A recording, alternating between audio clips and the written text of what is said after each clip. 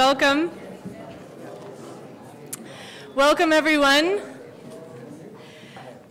Welcome to Union Theological Seminary for today's symposium on ecology, economy, and ethics, mobilizing for a just transition. I know we have a lot more folks on the way, and we even have one more speaker on the way, but we are live streaming, and so that keeps us on time. And I want to begin actually by inviting the executive assistant for the Center for Earth Ethics, who I could not do any of this work without, to come up and please brief us a little bit on logistics before we begin. Shay O'Reilly. Thanks. Good morning, everybody. You guys have mostly corresponded with me if you've emailed us. That's been me on the other end of that line. I wanted to say a couple of things. First of all, as Karina noted, we are live streaming. What that means is just to be conscious of the fact that when you ask questions, we have a second audience out there. And that also means that our time pressure is, we want to keep on time so that people who are joining us for some sessions on the internet are getting what they expect when they tune in. The second thing is that restrooms are in the back, so if you kind of go straight back there on that hallway, you'll see them on your left. And then finally, the third thing is I've had a couple of people ask me about the Wi-Fi password. So is everybody ready? Do you have your pens at ready? The internet network is UTS Wireless. There are also a couple of other ones that are named nice things like Seminary, which sometimes work better. And the password for all of them is the same. It is numeral 1, 2, 3, then all lowercase LUCENT, and then numeral 7890. So to go over it again, it's numeral 1, 2, 3, then all lowercase LUCENT, 7890. Thank you all for being with us today, and please feel free to ask me any questions. You'll see me popping in and out of the room. I'm looking forward to a great day. Thank you. I want to also thank partner organizations on this event, Eco America, Green Faith, the Council for a Parliament on the World's Religions, the Sabin Center for Climate Change Law at Columbia Law School, and the Yale Forum on Religion and Ecology. And there were other organizations and partners that were hugely helpful in pulling this together as well, so please know how appreciated you are. We are still launching a very exciting new center here at Union called the Center for Earth Ethics. And this grows out of a conference that happened here last September that many of you all were here for, the Religions for the Earth Conference that was built around the climate summit called by the Secretary General Ban Ki-moon last September. It was a wonderful conference. We were so blessed with this opportunity to host religious and spiritual leaders from around the world on that historic occasion, and to have discussions about climate change, about the roots of the crisis, about the spiritual and moral dimensions of all the challenges that it involves. And in the wake of that conference, Union has stepped up to follow through on that work and has backed and supported this Center for Earth Ethics, which I currently direct, and we're very proud, has 4 areas of focus. One is Religions for the Earth, the Road Through Paris, and that is largely what we'll be talking about today, how we can continue to facilitate and lift up the work that faith communities are doing, and also the moral and spiritual dimensions of this crisis, and work hard for the real changes that we need to make around some of the major things this year that are coming up as huge opportunities to do so. Eco-ministry, which represents a field that a lot of you all have already worked in and has a variety of ways to define it, but certainly has vocational and service opportunities that at an educational institution like Union, we're very pleased to be able to be involved in the innovation of that field. The third area is sustainability and divestment. We're very proud that Union's Board of Trustees voted to divest from all fossil fuels, and we've been able to play a leadership role, as many of you all have in that conversation. We also are working hard to model best practices and to work on that conversation about changes on individual, community, state, national, and global levels on sustainability. And finally, the Original Caretakers Program is a real cornerstone of all the work that we do. We're honoring, learning from, lifting up indigenous traditions, Native American and other indigenous traditions, in dialogue and in partnership. And some of that will be part of the day today. So we're very excited. Thank you so much for being a part of the Center for Earth Ethics and being here at Union Theological Seminary. There are many honored guests, and it is now my pleasure to introduce our president. She is a wonderful, accomplished, and inspiring theologian in her own right. She has had a long career, is an ordained minister as well as a leader in the academy, and her vision and her support has enabled us to do the work we're doing at the Center for Earth Ethics. So I'm quite grateful to her, and she's also my boss. Reverend Dr. Serene Jones.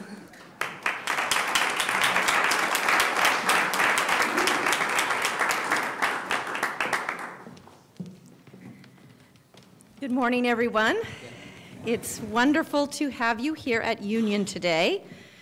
Just last week, we celebrated our 180th convocation, which means that for 180 years, this institution has been committed to forming leaders who are compelled by the needs of the world, as it says in our original charter. And in our present world, there is no more pressing or compelling need than the need of the world itself.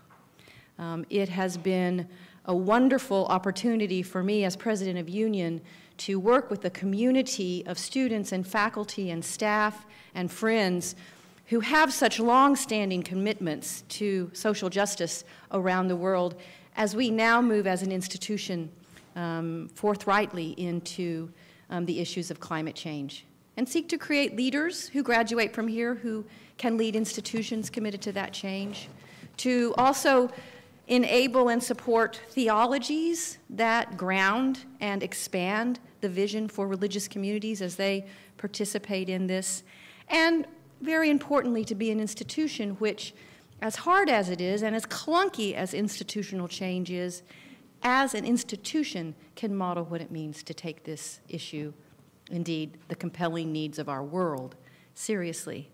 I was saying to Cara Bell just before this conversation began that, in my estimation, there can be no conversation about leadership in at least the two worlds where I dwell, and that is higher education and religious communities. There can be no conversation about leadership that does not include this as a key part of that discussion. So it is my delight to have the opportunity to introduce our first speaker for the day, who is someone who in her own life has been embodying all of these commitments way before Union Theological Seminary caught up to her. Mary Evelyn Tucker was digging into the soil of this conversation and beginning to show us its fruits. So I'm happy to introduce Mary Evelyn Tucker, who is a senior lecturer and research scholar at Yale University, where she has appointments in the School of Forestry and Environmental Studies, and the Divinity School, and the Department of Religious Studies. And she teaches a joint MA program in religion and ecology, and directs the Forum on Religion and Ecology at Yale with her husband, John Grimm. Hello, John. Welcome. Her special area of study is Asian religions, and she received her PhD from Columbia University in Japanese, just actually right there in the corner of this building now. That's where it's located. And since 1997, she has been a research associate at the Reischauer Institute of Japanese Studies at Harvard and has written extensively in this area. Her concern for the growing environmental crisis, especially as it in her own work, focusing on Asia initially, led her to organize with John Grimm a series of 10 conferences on world religions and ecology at the Center for the Study of World Religions at Harvard from 1995 to 1998. After this conference, she and Grimm founded then the Forum on Religion and Ecology at a culminating conference at the United Nations in 1998. and they now direct that forum at Yale, where they also teach.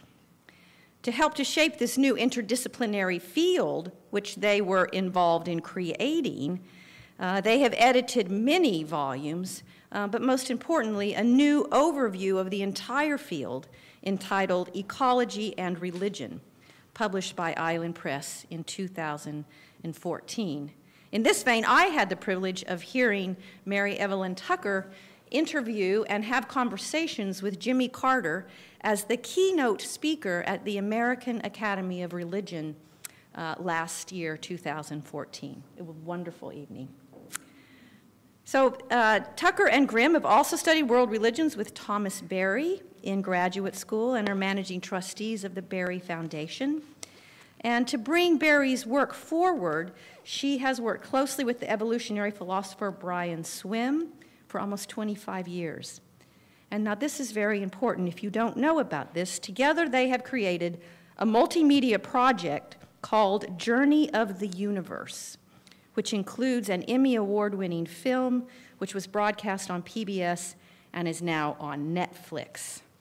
There's also a DVD series that goes with it. It's a wonderful tool for educating communities.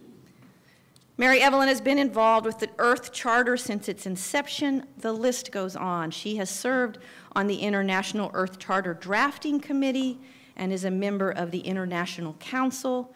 She serves on the advisory boards of Orion Magazine, the Garrison Institute, and Climate Central.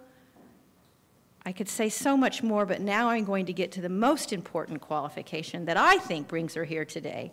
And that is, in 2012, she received our Distinguished Alumni Award, our Unitas Award. So all of you union students out in the audience today, this is what our degree enables you to become.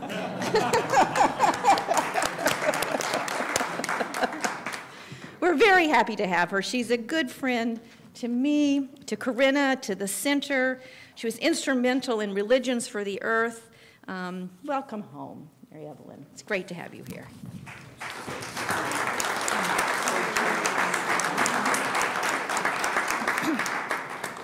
Well, Union's gain was our loss at Yale, because for 17 years, Serene was at Yale, and she's doing such an extraordinary job.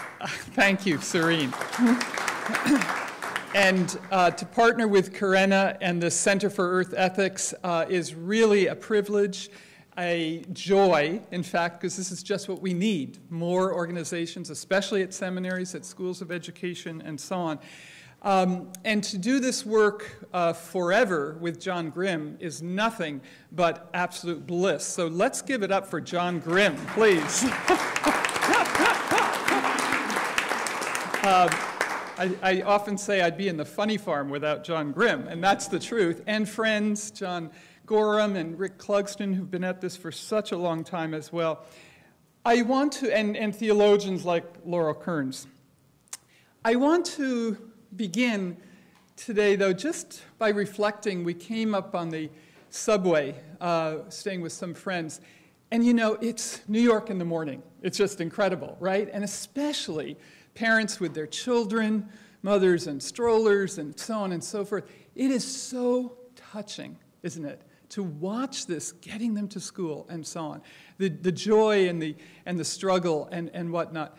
I feel we're here for those children. We are here for the next generation in ways we can't even imagine, because those little faces, they're calling to us, aren't they? They are calling to us for their world. And yesterday we had a class that was so moving.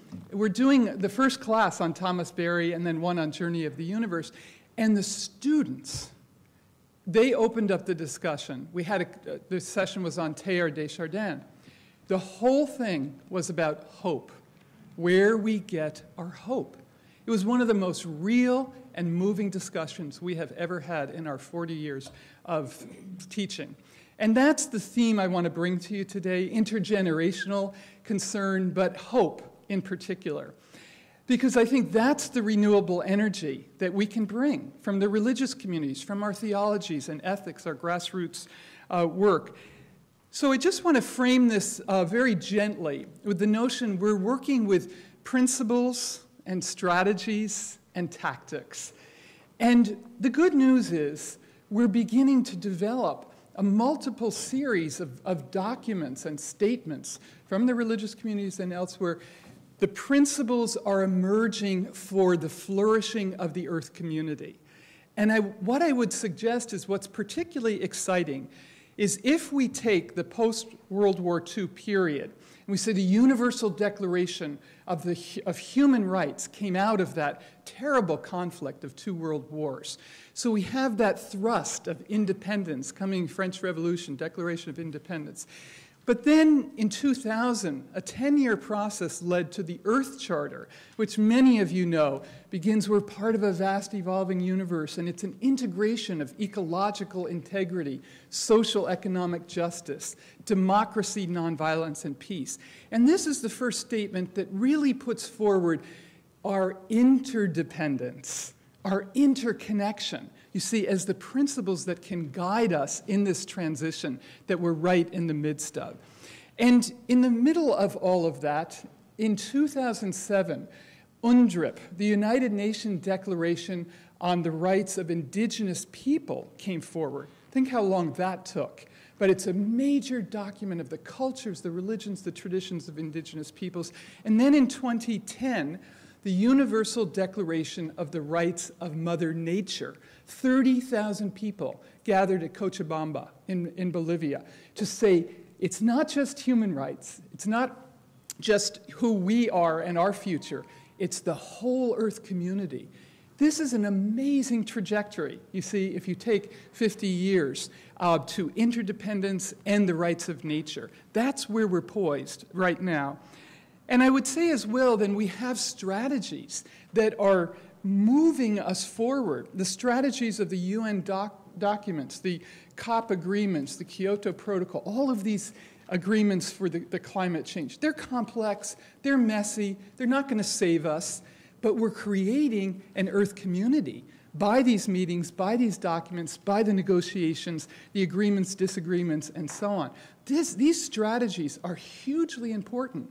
They're legal strategies, and our law is moving open, you see, again, to include these other rights. The strategies of a new economics are emerging. What is ecological economics? What is the cost accounting that's really going to say our Earth is being devastated? Is that part of a green economy? The business strategies that are arising, and I could go on and on. And as well, the standards that are here now, that many of you have worked on, for green buildings, for sustainable fisheries, sustainable forests, they weren't there 30 years ago. We were just at a meeting yesterday at Yale. One of the leaders of the Sustainable Forestry Certification Program, they weren't there, you see. Now we have these strategies to say, what is a sustainable forest? What's wood that's used in buildings and so on and so forth? This is amazing, actually. You see, it's very exciting. It's strategic. And then we could say tactics, and what an explosive range of civil society movements, NGO, the forces and voices of people around the world, what Naomi Klein has called blockadia, right? The blockadia is arising. That book, This Changes Everything, is so inspiring, not just because she's taking on market capitalism, as does the Pope, but because she's saying all these groups of Native Americans, First Nations people in the Pacific Northwest and the center parts of our state, they are saying land is sacred, air is sacred, we can't have this. All the kayaks off the coast of the Pacific Northwest this summer. The voices of people in grassroots movements, and again, I give shout outs to Green Faith, to Interfaith Power and Light, to the greening of seminaries, to all of these efforts, Catholic Climate Covenant, who are moving this forward. And I would say in the midst of this global perspective that we certainly don't get when we read the daily news, we get depressed, we get saddened. But I think, as John reminded me this morning at breakfast, what we're coming out of is a tangible, deep taste, deep feeling, body feeling of the suffering of our world. It leaves me sleepless at night, and I'm sure it leaves you sleepless too. We feel it in our bones, in our blood, what's happening in Europe, the immigration crises and so on, partly climate change, partly U.S. foreign policy failures, et cetera, et cetera. Our world is in the midst of this great transition. So where do we find these sources of hope? Well, I would suggest this emerging field and force of religion and ecology is exactly the missing link. It's the spiritual energy, the theological strength, the ethical force that is needed to complete the science, the policy, the law, the economics, and the technology. All of these are necessary, but not sufficient with what's emerging here at Union with the Center for Earth Ethics and many efforts around the world. The Swedish Church has been a leader in this for years. So I think we can say this field, as Serene said so generously, 20 years ago there was no field of religion and ecology. Now we have an explosion of books, many, many statements from the world's religion. Every world's religion, and certainly indigenous people, have weighed in on these issues. We have a series of books on ecology and justice from Orbis, in which The Cry of the Earth, The Cry of the Poor, Leonardo Boff's book, which is central to the papal encyclical, is part of that series, bringing together what this conference does, what this movement does, more than anything else, is this integration of ecology, of justice, and of peace. And all the religious communities have resources there for justice, for aid, for development, for peace, for nonviolence, and so on. And especially now, with their understanding that without the integrity of ecosystems, everything can go down. So this integration that the Charter, Earth Charter holds is what we hold together for this emerging Earth community.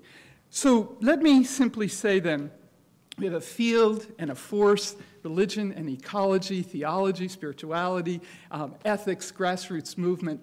And I want to just conclude with what I think we all know in our hearts is lifting this up to world attention, and that is the papal encyclical. Can we give it up for Pope Francis and St. Francis? I mean, think of it. Almost 800 years after St. Francis has passed away, this spirit is still penetrating our consciousness and our conscience in a way that the integration of the care for the earth and the care for the poor is now front and center. And what's going to happen next week is a world-transforming moment when he speaks in the Congress and the UN. There's just no question. So we have to be there to pick up this great wave of transformation, this exciting and hopeful moment. It's not going to be easy. There is immense suffering already, and there will be more, there's no question. But what I want to leave us with is this story that so moved me. This summer in Baltimore, in August, I was at a meeting of the Ecological Society of America. Friends were there, Kevin Cawley, and Kathleen Degnan. And this is the largest society of environmentalists in the world, 10,000 members of ecologists. Days and days of how do we save ecosystems, amazing science going on, and a whole series of panels on religion and ecology and on indigenous environmental knowledge. I was like buzzing. I was also exhausted.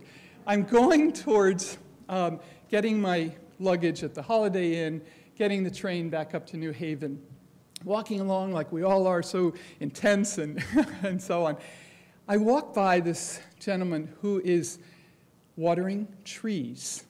This is Baltimore, post the eruption of Freddie and so on. This is Baltimore. This is urban. This is urban ecology. An African-American man in his 60s is watering the trees. I stop. I say, in my usual overly vigilant way, "There's no chemicals in that water, is there?"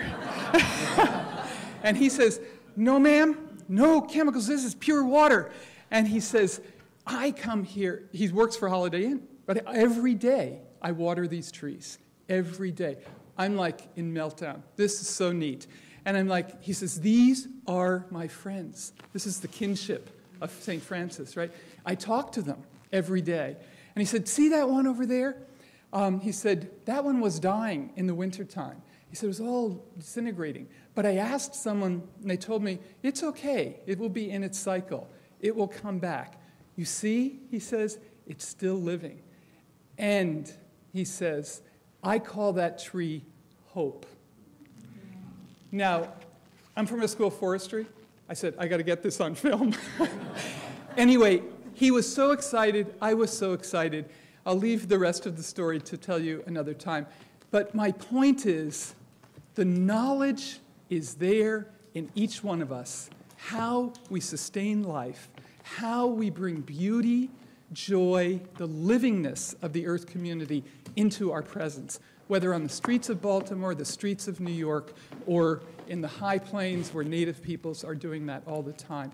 Let's give it up for the peoples of this world who know how to sustain life for future generations. Thank you very much.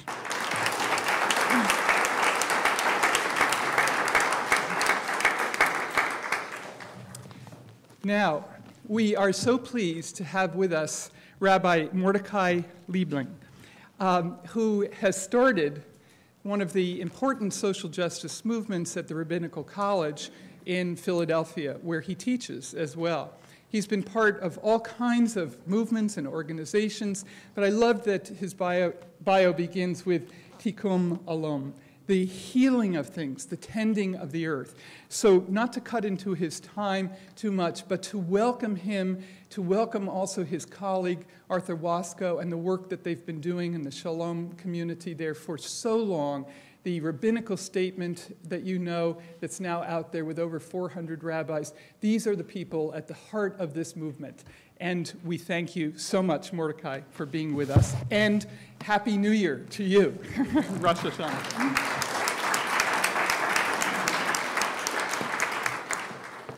Good morning. Shalom, salam, shanti, peace. So it's an honor to be here this morning. It's the day after Rosh Hashanah when we celebrate the birthday of the world. And in the Jewish New Year, this is the year 5776. And 76 in Hebrew is ayin vav, which is also the first person plural ending, we. So this is the year of we, of working together, of really acknowledging our interdependence with each other. And even though it's 5776, we still accept the scientific accounts of the Earth's history, celebrating our planet billions of years old. And I love when Joanna Macy says, act your age 13.9 billion years. So we continue to see this planet as holy work, and we celebrate the divine in all that is. And when Arthur and I drafted the rabbinic letter, we really wanted to lift up some of the teachings of our faith to help us, because in our generation, the wonder and the beauty is being desecrated. And especially in the midst of this crisis, we also have to take joy, and we join the earth in celebrating the breath of life, Yah, that interweaves us all. And I'll quote from the Psalms, you sea monsters and all deeps, hallelujah. Fire, hail, snow, and steam, hallelujah. Stormy wind to do God's word, hallelujah. Mountains high and tiny hills, hallelujah. Because throughout it all, we have to remember to celebrate the earth. But in our hearts, we know the earth needs not only the joyful human voice, but the healing human hand. And to help us, we are raising up in our rabbinic letter what we see as some of the ancient insights of the Torah about healing the relationship of earth and humans, of Adamah and Adam. The texts of the Torah that directly address our present crisis are Leviticus 25:26 and Deuteronomy 15, which all of them call for 1 year of every 7 to be a sabbatical year, a year of Shemitah, a year of restful release for the earth, of sharing all produce, and of release for debtors from their debts. In Leviticus 26, the Torah warns us that if we refuse to let the earth rest, it will rest anyway, despite us and upon us, through drought and famine and exile that turn an entire people into refugees. And that's certainly what we're seeing in the world today. At the beginning of the Syrian conflict, there was drought. Beginning of what's happening in many of the upheavals began with drought. The ancient warning heard by one indigenous people in one slender land has now become a crisis of our planet as a whole and of the entire human species. We see that human behavior that overworks the earth, especially the overburning of fossil fuels, endangers human communities and all other life forms. Leviticus 26 embodied. And it is clear that even worse will happen if we continue carbon burning as usual. As Jews, we ask the question whether the sources of traditional Jewish wisdom can offer guidance to our political efforts to prevent disaster and heal our relationship with the earth. Our first and most basic wisdom is expressed in the prayer at the core of all our liturgy. Shema Yisrael, Yah Eloheinu, Yah Echad. Listen, Israel, Yah, your God, is one. This is underlined in the teaching that the Shekhinah, the divine presence, dwells within us as well as beyond the world. The unity of all means that all of creation is interwoven and that God is the connective tissue of the universe that links us all. We acknowledge that our people, the Jewish people, driven into exile from our original land and for centuries made refugees from most lands thereafter, we lost our sense of physical connection to the land. And we turned away from the sense of interconnection of Adam and Adamah and turned toward the repair of social injustice.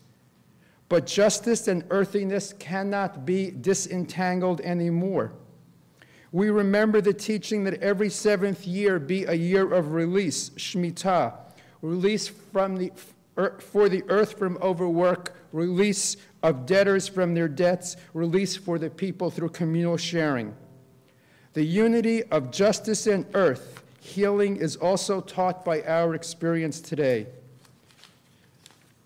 The worsening inequality of wealth, income, and political power has two direct effects on the climate crisis. On the one hand, great carbon corporations not only make their enormous profits from wounding the earth, but then use these profits to purchase elections and to fund fake science to prevent the public from acting to heal the wounds. On the other hand, poor people in America and around the globe are the first and the worst to suffer from the typhoons, floods, droughts, hurricanes, and diseases brought on by climate chaos, and we recognize that darker-skinned people are hit the hardest. So we are calling for a new sense of eco-social justice to heal our planet and our people. We urge those who have been focusing on social justice to also address the climate crisis, and those who have been focusing on the climate crisis to also address social justice. This is a time for action. We call on our communal institutions to divest from carbon and invest in low-income communities and get involved in fighting for economic and social justice. We believe that there is both danger and hope in American society today. The danger is that the American experiment in democracy might fail. The hope is that over and over in our history, when our country faced the need for profound change, it has been our communities of moral commitment, religious covenant, and spiritual search that have arisen to meet the need. So it was 50 years ago during the Civil Rights Movement, and so it must be today. Our ancient earthy wisdom taught that social justice, sustainable abundance, a healthy earth, and spiritual fulfillment are inseparable. Today, we must hear that teaching in the worldwide context. And as my teacher, Rabbi Zalman Schachter of blessed memory, would say, the only way we can get it together is together. Thank you.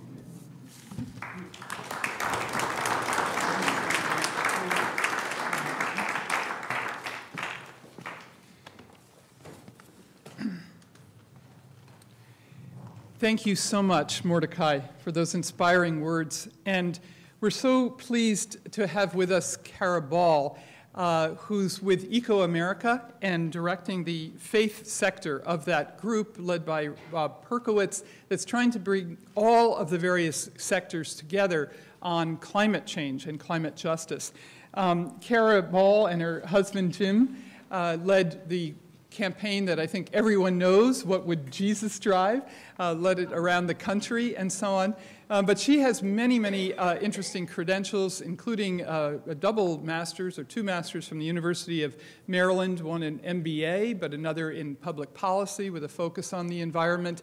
And this movement, I think, of Eco America and its mobilizing of religious leaders and communities is absolutely central. And we're so pleased that she is here with us today. Kara, please join us.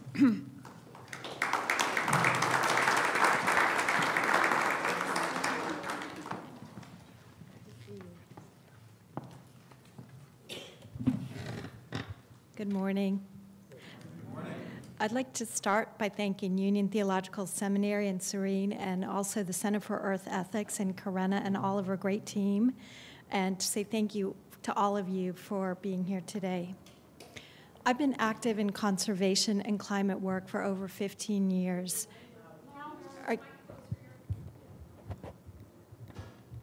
Better? Better? Thank you. Great. So I was just starting by letting you all know that I've been active in conservation and climate for over 15 years. And perhaps like many of you, in the pursuit of my passion for the things that I care about, I've found myself at times working with people or in communities who are suspicious of environmentalists or climate advocates, or perhaps have a different way of looking at things or a different value system. And passionate people like you go where you are needed most, so you too might find yourselves in similar situations, working with communities or with others with whom you wish to connect better. As a person of faith, I come to this work with a sense of vocational calling to my work. Also, as a Christian, I'm called to love my neighbor as myself. So the people impacted by conservation challenges and by climate, particularly the most vulnerable, and for me, the women who are impacted, motivate my work. And as has been mentioned, my husband is a reverend who also works in this area. So we have a lot of fun family conversations about this, and this is really a family values issue for us. So every person has a value system that lends itself toward climate action. So today I want to share some ways that you can connect better with the values of ordinary Americans and people in faith in your own work. And I want to note that this is about connecting with people from where they're coming from in a way that helps them see how their values relate to this problem, instead of how you might otherwise articulate it within your own framework. So what I'm talking about today really isn't so much about spin, but it's really about respecting and connecting with people in a very authentic way. And I know a lot of you do that already, so I want to share some findings from my organization. Recently, a faith leader colleague of mine asked me why, with so much going on in the faith community on climate and conservation, we need to do more, particularly to take advantage of this moment when Pope Francis is in town next week and with Pope Francis's encyclical to accelerate the faith response to climate and conservation. And she's doing great work, and she has been for many years, and she's also been leading others, and there is a lot of great work going on. So I thought she asked a really good question. And with Pope Francis coming to town, and with him bringing new attention to these issues and the integration of climate, creation, care, and justice, he's really putting new muscle into these issues, and as a new messenger, he is most welcome. But as our friends in Faith and Public Life found in their recent messaging research, the top issues that people are expecting and wanting to hear from Pope Francis about are poverty, racism, workers' rights, and income inequality. And the issue that they want to hear least from Pope Francis about is climate change. And Catholic and non-Catholic opposition to the Pope's efforts are rising, and some are telling Pope Francis to tone down his message. And so this is reflective of the larger trend in America, where now only 3% of Americans talk about climate change often. 74% talk about it rarely or never.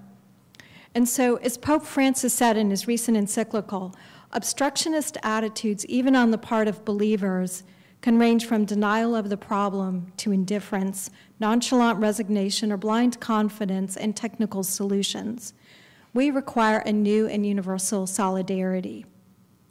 So we need to discuss how to bring climate into the public and religious dialogue in a way that connects with what people care about and resonates within a way that also inspires actions and accelerates support for the solutions that we need, both within faith communities and also within America.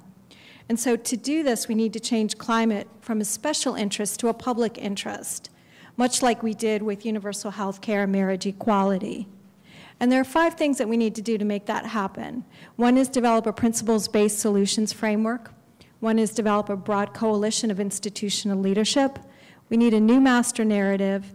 We know we need to build the capacity of the climate movement, and we need a national campaign. And so this is the purpose of Eco-America, my organization, where we work to build a critical mass of leadership and collective action for public support and political will for climate solutions. And we work in 5 sectors across America, of which faith is one, but we also work in higher education, communities, health, and business. And we also seek to build cross-sector collaboration between the sectors. So in the faith sector, we have partners and leaders who represent 7 million people and 19,000 congregations.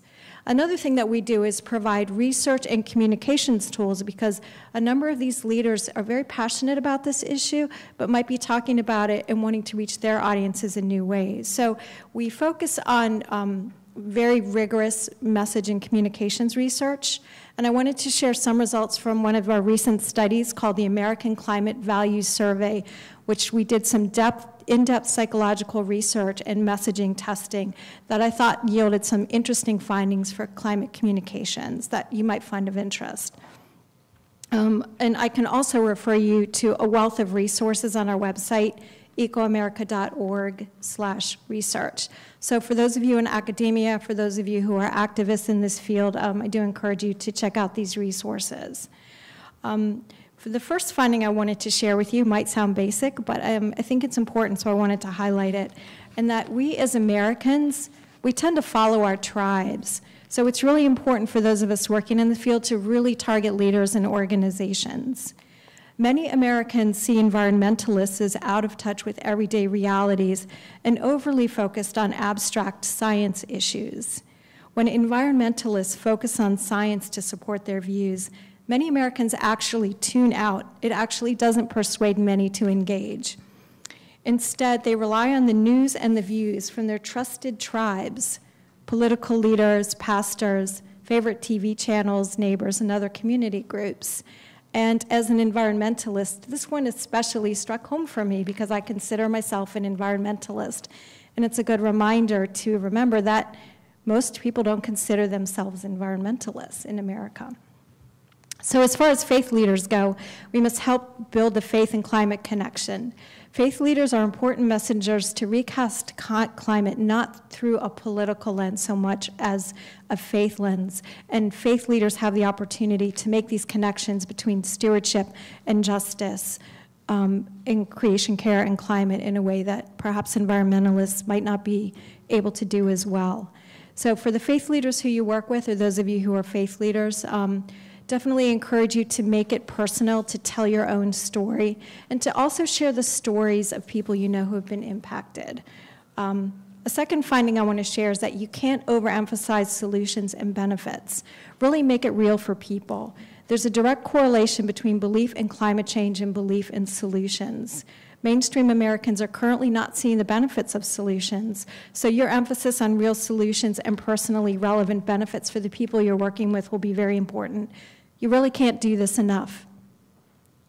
Connect climate solutions with benefits for pocketbooks and communities that will occur soon, and show how doing something now will preserve and protect their quality of life, what they've worked so hard to achieve.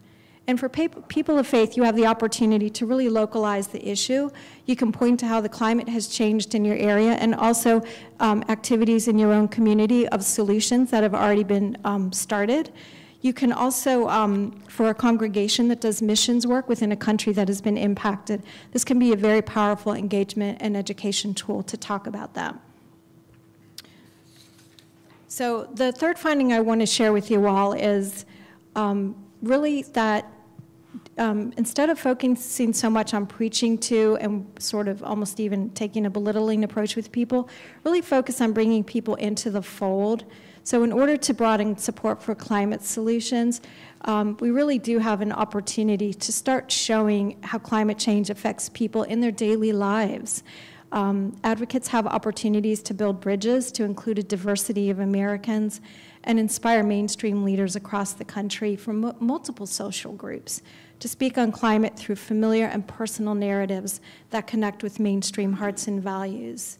And while those who are most religious might be most skeptical of climate change or more skeptical than the general public, there are still rich opportunities for outreach. And the catch is that the traditional language of the environmental movement will likely be ineffective if not counterproductive. So those who say religion is most important in their lives don't tend to respond well to government-based solutions and attacks on traditional energy sources like coal.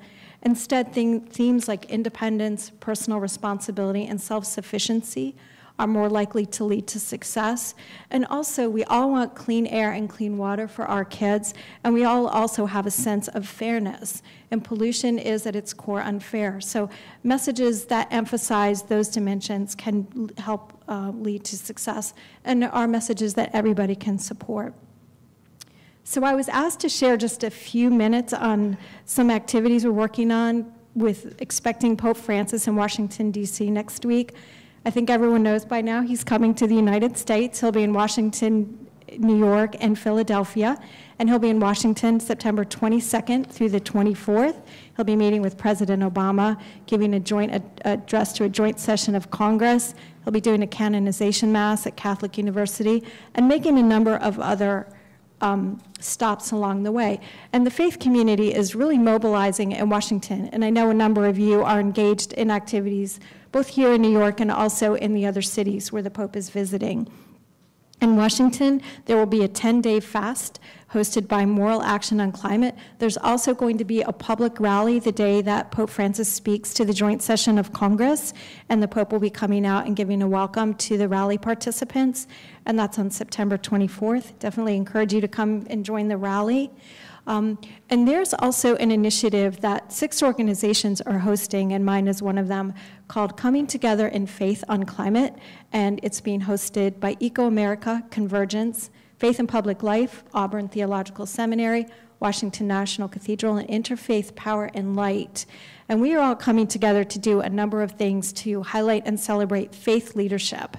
And the night of Thursday, September 24th at Washington National Cathedral, we'll be hosting a gathering of faith and climate leaders for celebration and praise. There'll be 1,000 people coming.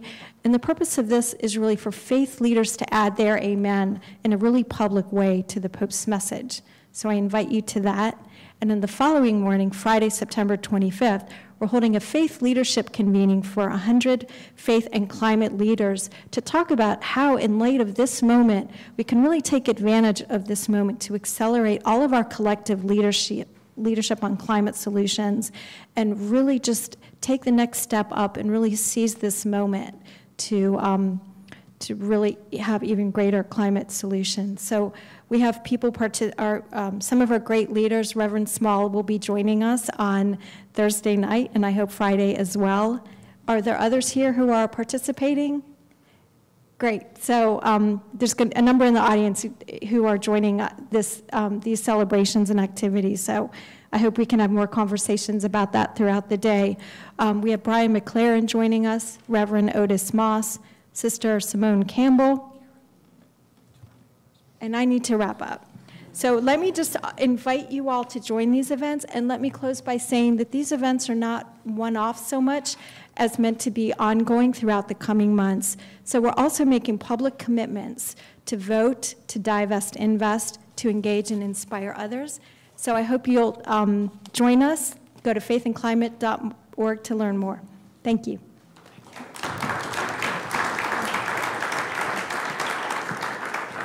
Thank you so much, Kara.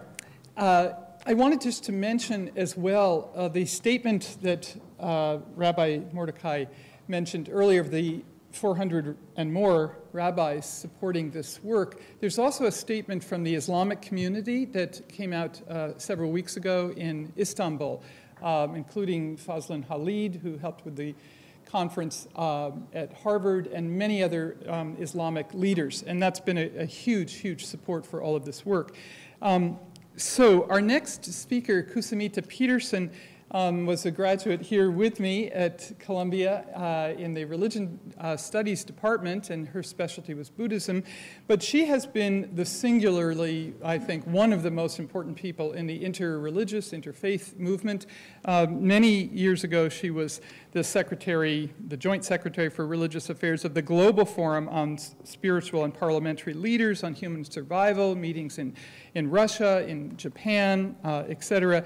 And then also the executive director of the Temple of Understanding, and she is currently the chair of the Interfaith Center here in New York. And most importantly, for October, she's on the board of the Parliament of World Religions, where there will be a meeting in Salt Lake. So please join me in welcoming and thanking her for her support of the Center for Earth Ethics. Kusumita Pedersen.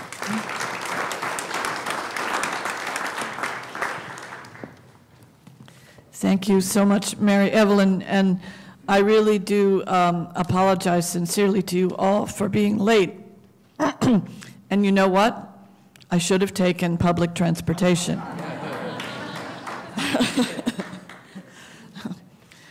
The World Parliament of Religions in Chicago in 1893 is considered to be the beginning of the modern interfaith movement. And that today is a global movement that is composed of thousands, possibly tens of thousands. Nobody knows exactly how many of these organizations there are.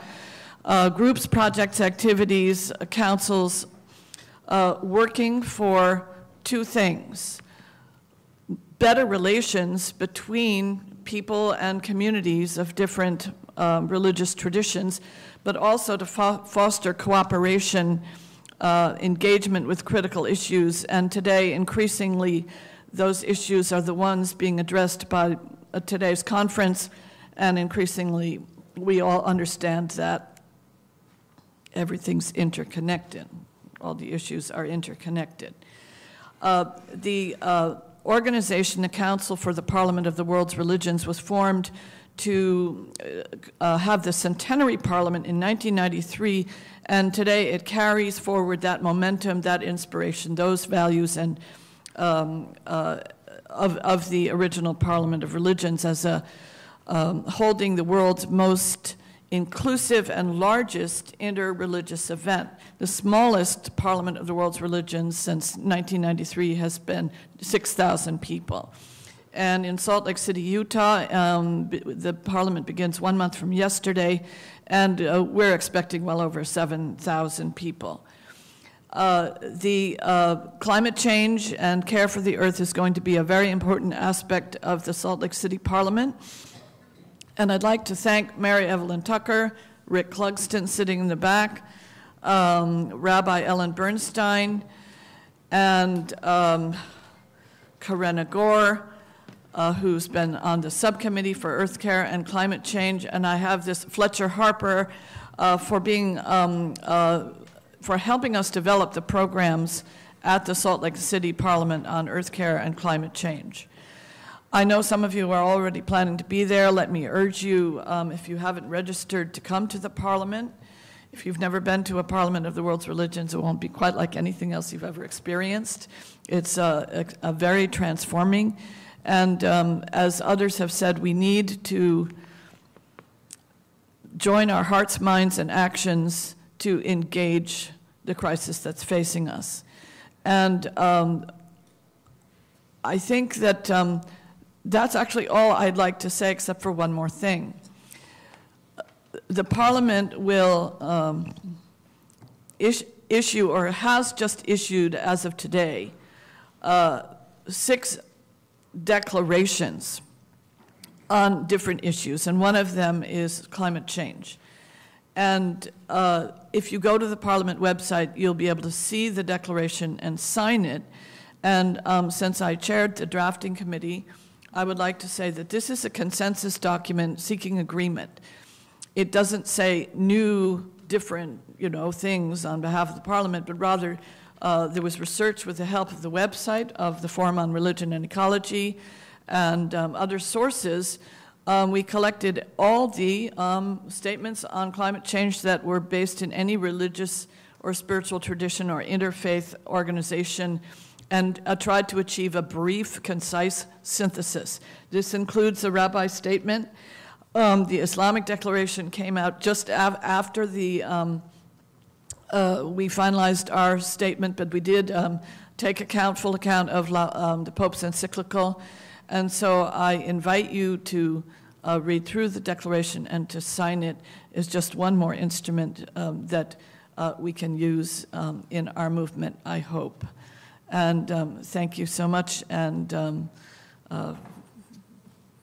go forward.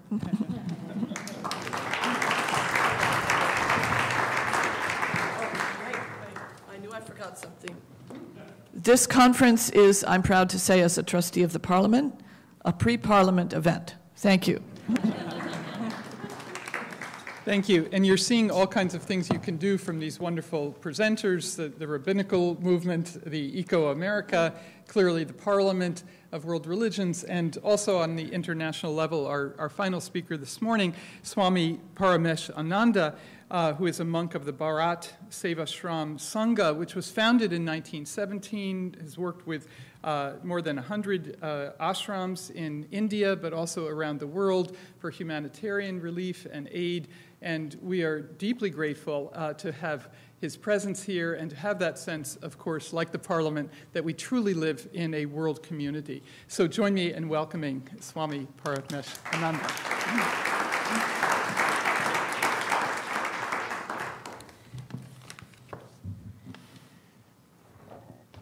Thank you very much. Good morning and namaste. It's a privilege to be speaking in this. The vibrations here are very strong, divine vibrations. And I bring from my organizations of 450 monks that vibration also to this presence. So this way we can have that divinity as the main ingredient in our individual and society's life. I remember coming to the art ethics last year and the invitation of Karine and Kusumita ji. Thank you so much, and here again, I'm back. And my talk this morning will be on simplicity. Because as a spiritual person, simplicity is the main ingredient. And my great friend, Wayne Dyer, he says, we're a spiritual being having a human experience, rather than human beings having a spiritual experience. So that residual human experience that we need to convert into spiritual experience, as we go through it, it is automatically that we will bring with it, and it comes with that conservation. Because statistics show that here in America, every year so much billions of dollars of food that we throw away. And it's coming from Mother Earth. And the Hindu tradition, every Sunday morning I go to the congregation, we do offer prayers to Mother Earth and the rivers and the air. So this feeling of connection to God's creation, knowing that He is in His creation, that is being honored. So as a spiritual leader and a monk, my daily practice teaches me that I should go very simple. And it should be done through example. Also, words advocacy are part of the whole thing. But when you, as a leader, people look up to you, and whatever you do, they emulate. So by that example carries forward to the congregation, and as I go to the grassroots level during relief work in India and other parts of the world, I carry that. And in India, we have stopped in one area where the tribal people are cutting down the forest for firewood so they could cook the food. Well, we give them kerosene stoves. We have to step it up to solar heating at some point in time. But the main emphasis is on setting the example. And when we set that example, it comes into us as a vibration. And nothing has to be said. Because when you're connected to that divine source of consciousness, then it radiates. So whatever comes out of each one of us as religious or spiritual leaders, that in itself is the unspoken language, and that is what is more need to be carried forward. Yes, we have to move, and all the speakers, they spoke very nicely this morning, but I think that is the solution, that we have to be the change that we want to see, and we should live in this life based on needs, not greed. Because then, if we do that, then that in itself will bring down this global warming and climate change. And that is my simple message this morning. And again, let us all be spiritual people. Thank you so much.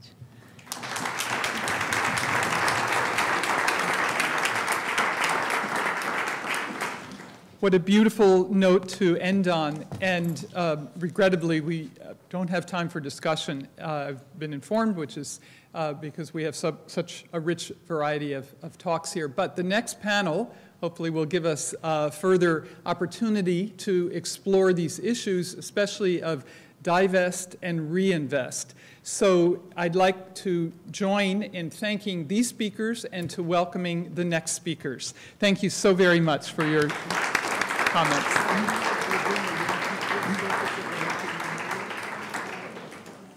So we're going to start very quickly if the next speakers come up.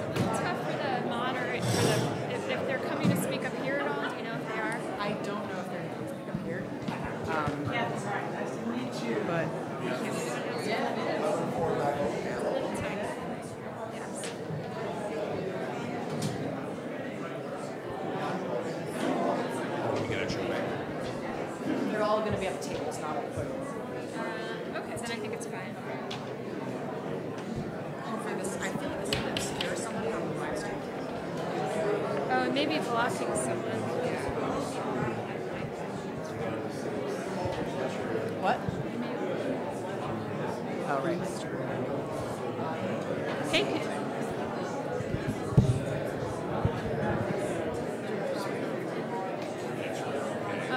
I'll get you a new set. Can you do me a favor?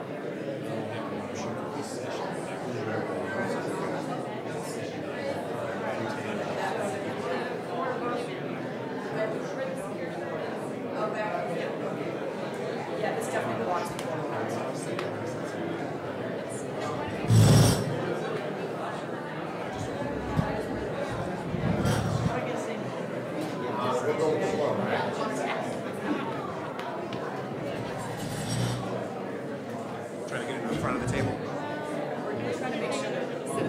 Oh, well, you know what? If you go, yeah, do that. There you go. But it's going to go on the side here. That should work. That's fine. I think no matter what happens, this is going to walk first. No one's standing at the podium. Okay.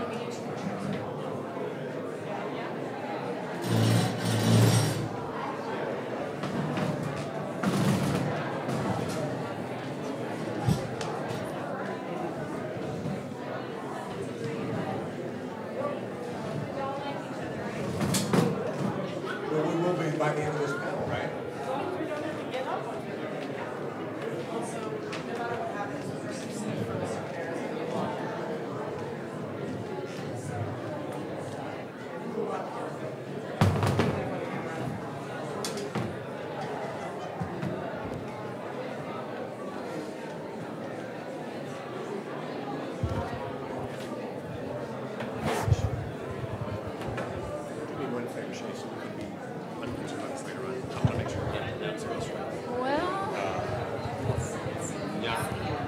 That's what I thought.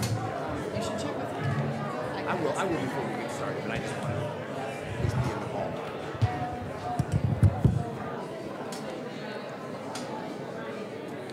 Should I bring us back together, Peggy? Should, if we're... Hi, everybody. Let's bring it back together. We're a little short on time, I know, and our live stream people are watching. I know it's kind of tight fit up here. Sorry about that.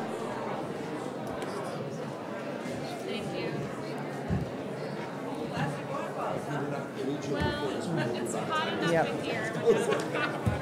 Everybody, we're going to get started with divestment and reinvestment here in just a second. Please, if we can return to our seats and return to this present moment, that would be wonderful.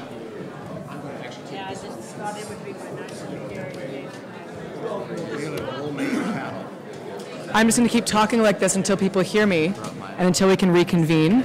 We'll come back together. Hello. It's a beautiful morning out there, I know. We're all eager to get talking to each other. All right. I want to make one announcement as we continue on, which is that, we'll wait for people to come together again. Great. So one announcement I have for everybody is that you may have gotten this email from me this morning, but the bios for all of our incredible speakers came to a total of 16 pages.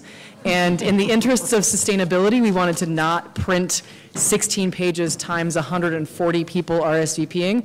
So as a result, you should all have received an email if you pre-registered with the complete bios of everybody. If you didn't pre-register, I don't have your email address, so you don't have that, but it has everybody's biographical information. So if you want to learn more about these speakers than what is introduced, you can check that at any time. And that's arranged by last name alphabetical. Thank you.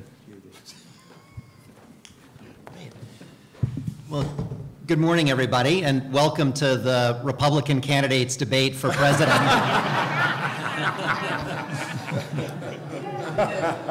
I get to be Trump. There you go.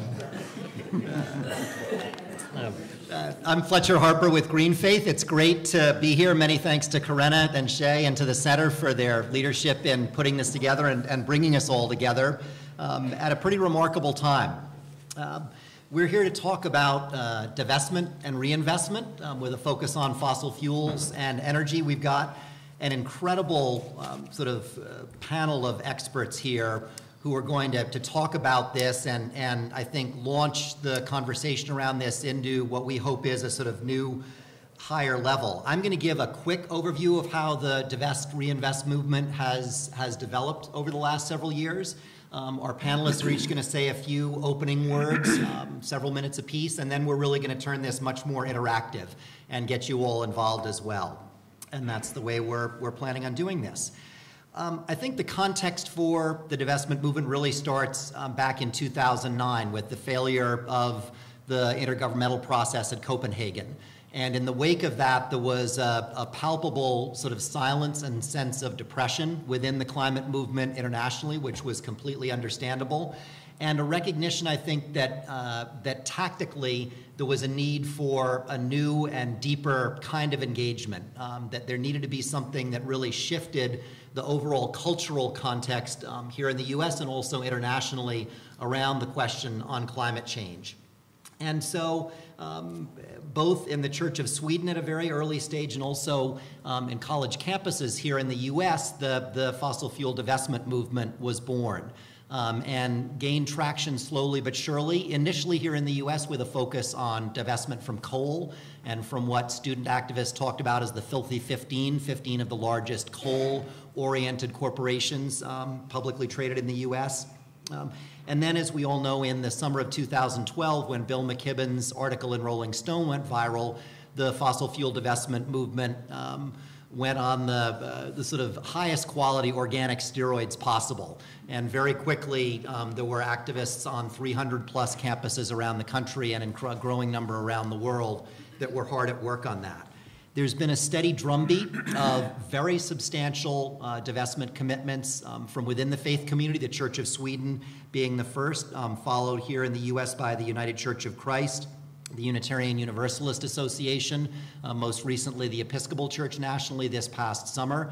Internationally, religious Christian groups in Australia and New Zealand have played a leading role, with the Australia commitments being particularly notable because of the dependence of the Australian economy on fossil fuel and extractive industries. So that stand for Australian faith leaders represents a real statement of courage and of moral strength. The first pension fund in the United States to undertake any kind of fossil fuel divestment effort was a religious pension fund. The United Methodist Church Board of Pensions and Health announced its divestment from coal earlier this year. Church of England, which many people thought would never move on this, has taken a fairly strong stand. This in the face of the overarching context of ongoing expenditures per day by the fossil fuel industry of $400,000 to lobby the U.S. Congress, expenditures of receiving $1.5 billion daily in terms of public subsidies globally in support of the fossil fuel industry, and spending over $1 billion per day exploring for new sources of fossil fuels. And so to those of us involved in this argument and in this movement, the suggestion that the fossil fuel industry can be treated as a willing partner in terms of the necessary transition is very simply implausible and ludicrous. What we're here to do today is to hear the stories of people representing faith institutions that have been leaders internationally on this topic. Ellen Dorsey from the Wallace Global Fund, Ellen has herself been one of the masterminds behind this movement, and the Wallace Global Fund has been one of the key funders of the movement in multiple sectors around the world. Ellen was to be here to be our co-facilitator, but she had something come up and unfortunately isn't able to be here, but she needs to be recognized because of her incredible energy and leadership role. We have Archbishop Anders Vejrid from the Church of Sweden, Sister Kathleen Wright from the Loretto community, Anders Thorendal, also from the Church of Sweden. We have Reverend Dr. Derek Harkins here from Union Theological Seminary, John O'Shaughnessy from the Franciscan Sisters of Mary, Rudolmar Bueno de Faria from the World Council of Churches, and Donald Baird from Block Power. So we're going to hear a range of perspectives, some very focused on divestment, some focused on investment and reinvestment, and some focused really on a very community level reinvestment plan that has transformative potential. So what I'd like to do, we've asked each of the speakers to start with sort of 3 to 4 minutes before we go into a more interactive kind of format. And why don't we start, let's start with our dynamic duo from Sweden. So Archbishop Vejrid, why don't you start us off, and then you can give us the theology, and Anders can give us the finance behind what you all have done. Or maybe we will find out that it goes together. Well, Anders Vejrid, former Archbishop of Church of Sweden. I'm a retired man, but presently World Council of Churches President for Europe. I think the observation holds true. that a church is not Christian because it believes in Jesus. It is Christian if it has a belief in the Trinity. And that is very necessary for a mature church. I think also the links we got in the former session on back to the Jewish tradition, the living Jewish tradition, is very important. A church without the Hebrew Bible is not a real church. And a church that is not wrestling with the different perspectives of the Creator, the Savior, and the mystical presence of God is not credible either. These are things that have been important for us when we have been trying to find a role as a very established church. You know, an old state church that in many ways was the state in the 17th and 16th century of our country. What is our role? And of course today, in a very secularized country, a country where religion is not spoken much of, but where we have an awful lot of paying members, still 2/3 of the population, despite of all the immigration, people have viewpoints about the church, but they are not really active, but they pay. But they want the church to be moral, but not too moral on the private area. A very important period for us was the anti-apartheid movement. It really mobilized church people and other progressive people, and it brought up the issue of divestment already at that time in the 70s. Because a church in this position that I described, which tries to speak out, also has to clean on its own doorsteps. And that brought up the discussion, and a lot of congregations and dioceses and the church on the national level did start to leave investments in these areas. And then came all the other issues, of course, of war industry, of tobacco, alcohol, pornography. And it became important for the church to try to have something to say there. But we also found out that we were working in a very defensive way. We knew where we didn't want to have our money, but how could we possibly be a positive factor? Could we possibly find the good examples? Could we possibly use all these assets that we try to steward in a responsible way? And I think we have to always bring with us that a special perspective for the church is a long time perspective. Very long. He still hasn't come back. And an international perspective. That the rights, the human rights or other rights, are the same for all people. And we share that with all the global religions, that you cannot distinguish between rights for people in one part of the world and another part of the world. And these things became extremely important for us. And in 2008, I was favorable enough to be able to convene an interfaith climate conference in Uppsala in the name of, well, I didn't say the church, I said it was the Archbishop's conference, so I could run it more on my own now when I got the money. And it proved to be very important, hopefully for some international development, but especially for our church, because these fossil investment issues were brought up. And they were brought up in an ideological perspective.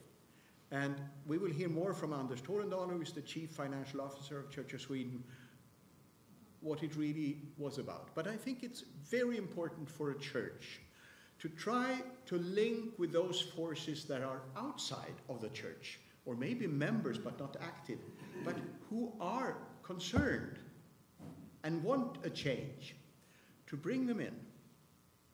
Use their capacity.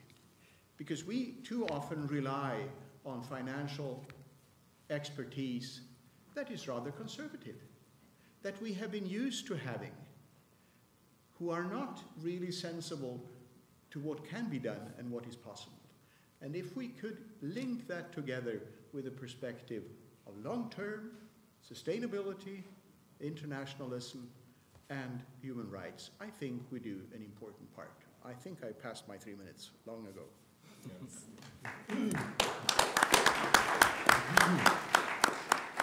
So Anders, take us from the theology to the implementation.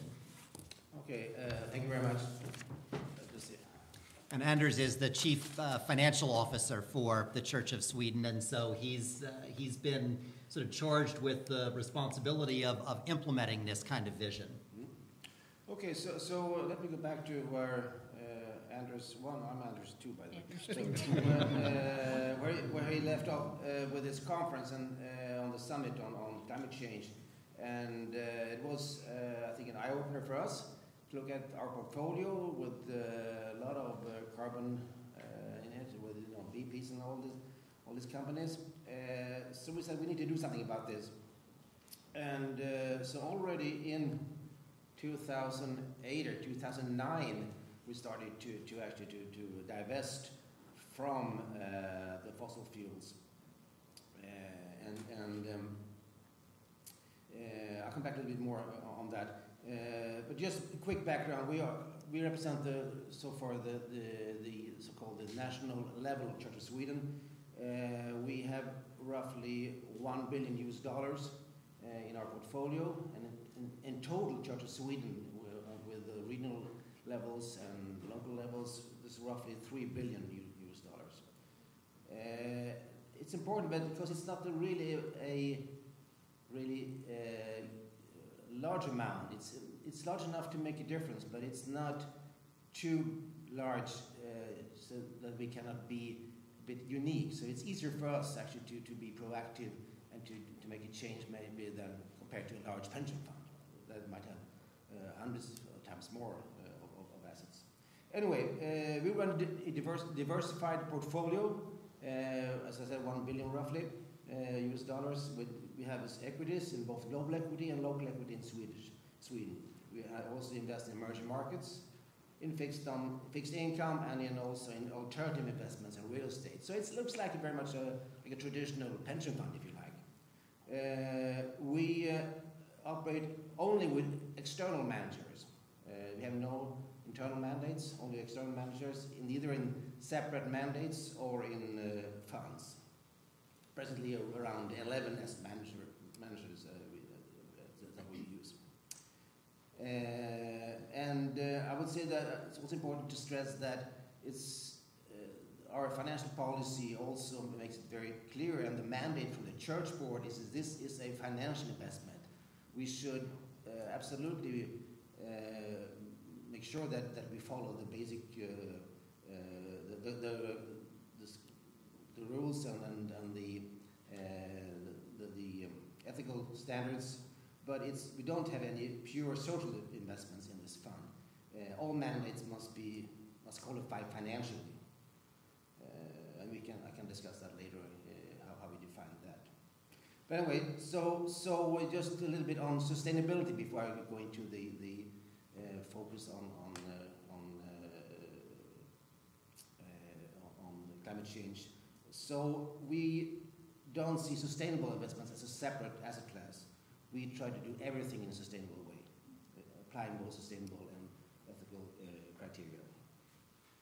And our strategy is very much to identify asset managers that have a strong expertise or are very good at integrating the ESG factors, environment, social, and governance factors, in their investment decisions. And that's really crucial, I think, for us. And the third thing I would say on sustainability is that actually the research more and more now prove that and say that there isn't really no trade-off between good performance and running your portfolio in a sustainable way. I think that has been sort of the truth for a long time, not least here in the U.S. There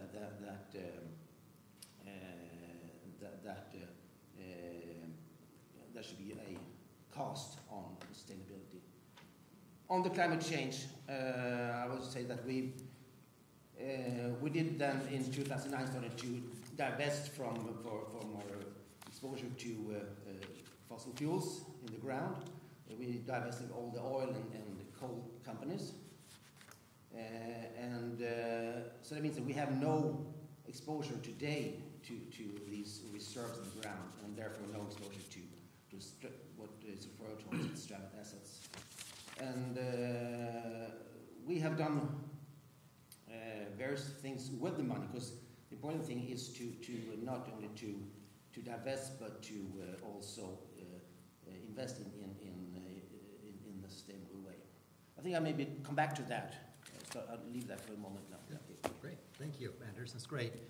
Rudolmar, tell us about the WCC, the World Council of Churches, and its commitment, which rightly received a great deal of attention. Thank you very much. First of all, thank you very much for the Union Theological Seminary and also to the Center of Earth Ethics for inviting WCC, World Council of Churches, to be on this panel. And secondly, I would like to very briefly to explain what WCC is about, because I am not sure if everyone knows about WCC. The World Council of Churches represents about 345 churches from different denominations in more than 120 countries, representing about 500 million Christians. So in terms, when you talk about the divestment from fossil fuels, I think that's a big number in terms of country, people, and also in terms of churches engaged on that. WCC has been engaged in the, has been one of the first in terms of warn about the climate, the dangers of climate change, and have been taking actions consistently over these years in terms of dealing with addressing the issue of climate change, and also including preparation of policy on climate change to guide the churches how to address the issues,